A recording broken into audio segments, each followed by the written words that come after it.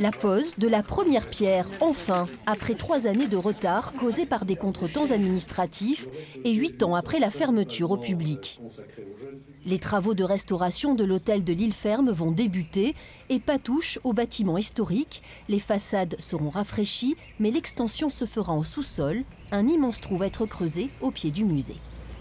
Le principe, c'était d'être le plus fidèle à sa représentation aujourd'hui, tout en intégrant entre 450 et 500 mètres carrés de surface supplémentaire.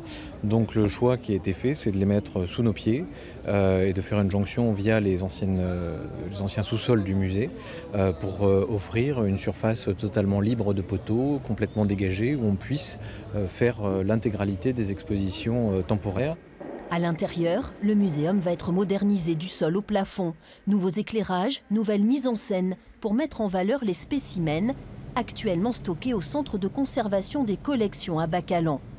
Équipé de 35 bornes multimédia, le futur parcours muséographique tiendra compte de l'évolution des espèces jusqu'à nos jours. Comment les collections se sont constituées, comment elles contribuent à la connaissance scientifique qui s'élabore à partir du XVIIIe et dans tout le courant du XIXe siècle et en relation avec le passé historique de la ville. Comment aujourd'hui on peut relire ces collections à la lumière donc de l'intérêt de la société pour les enjeux de l'environnement.